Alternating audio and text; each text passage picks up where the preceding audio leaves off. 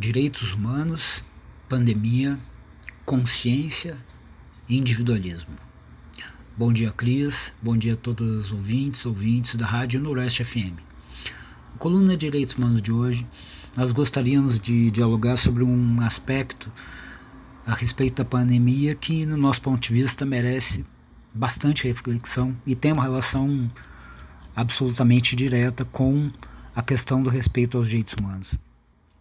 A pandemia, que agora completou um ano, tem provocado consequências terríveis na nossa sociedade, na nossa população, principalmente para a população mais pobre, mais carente, população trabalhadora. E nós temos visto que, infelizmente, mesmo com toda essa verdadeira mortandade que vem acontecendo, e com todas as recomendações da necessidade do isolamento social, da necessidade de evitar aglomerações, em muitos casos isso tem sido desconsiderado e desrespeitado. É evidente que aqui não se trata de, como algumas pessoas fazem, tentar isentar o presidente da República, esse verdadeiro genocida, o comandante da morte, que é Jair Bolsonaro, das suas responsabilidades. E é importante sempre reiterar, não é loucura, é até um desrespeito às pessoas que têm problemas de sofrimento com saúde mental, falar em loucura não é loucura, não é incompetência. É um projeto, infelizmente, determinado de uma política de morte. Não se trata, portanto, de dizer que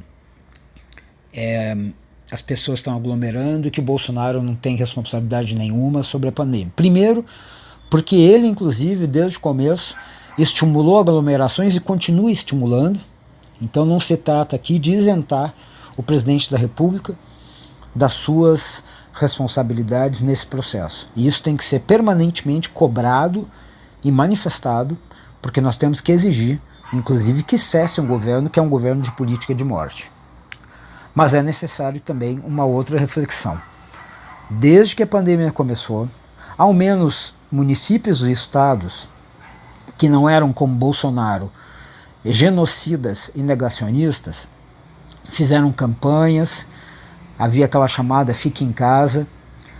É claro que nós não estamos nos referindo a pessoas que têm que sair de casa para trabalhar, por uma questão de sobrevivência. Isso é muito diferente. Ninguém vai apontar o dedo e dizer que é absurdo estar saindo de casa quando a pessoa tem que trabalhar para botar comida na mesa da sua casa. Não é isso. Mas não vamos tapar o sol com a peneira, que infelizmente, durante todo o período da pandemia, mesmo com as advertências, nós vimos, de maneira mais aberta ou menos aberta, conforme o período de restrições, festas acontecendo, grandes festas, dias de passagem, aglomerações, mesmo se sabendo que isso ajudaria a aumentar o número de contaminados e, portanto, potencialmente, o número de mortos. Há um ponto aqui a se considerar e que não é uma questão menor. Talvez, bem no começo, os primeiros 15 dias, primeiro mês, talvez pudesse dar aqui um benefício da dúvida e considerar que uma parcela ainda não tivesse total conhecimento a respeito desses efeitos da aglomeração para as contaminações. Mas depois de pelo menos 3 meses, com toda uma propaganda em televisão, mesmo que o governo federal não fizesse isso e que continuasse tendo Bolsonaro como estimulador de aglomerações, não uso de máscara e outras coisas, o fato é que a grande maioria da população sabia sim que era para evitar aglomerações. E nós vimos, ao longo desse período, coisas absurdas. Vimos, por exemplo, algumas confissões religiosas, algumas igrejas, insistindo na realização de cultos, mesmo sabendo que eles eram potencialmente um polo para a contaminação pelo coronavírus. Pessoas organizando festas, inclusive ao ponto de, depois que as restrições aumentaram, as festas serem feitas de maneira clandestina.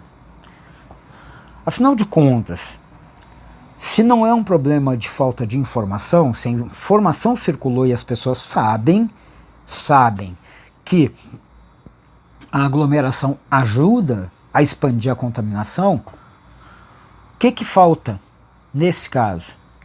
Aí tem uma palavra que vem a galope, que é consciência. Infelizmente, nesse caso, a consciência se revela como zero. Ou, não utilizando essa medida, zero, o que prevalece? Uma perspectiva coletiva de que eu não devo abrir as portas do meu templo para reunir dezenas ou centenas de pessoas e orientar que as pessoas fiquem em casa, que rezem, que celebrem dentro de casa, no âmbito familiar. Ninguém vai ser obrigado a deixar de exercer a sua profissão de fé, mas com esses cuidados e evitando a contaminação. Ou, no outro lado, as festas. Será que é assim algo tão vital que não se possa passar um período sem realizar esse tipo de aglomeração, festas, baladas e coisas do gênero? Ou seja, o que acaba prevalecendo é um sentido individualista.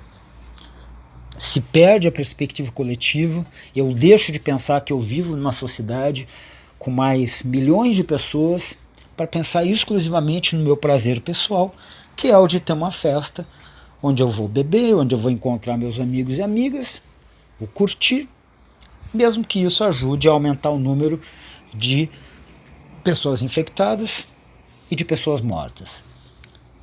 Essa não é uma novidade em nossa história, inclusive porque o capitalismo ele não estimula perspectivas coletivas, ele estimula o individualismo, que é diferente de individualidade.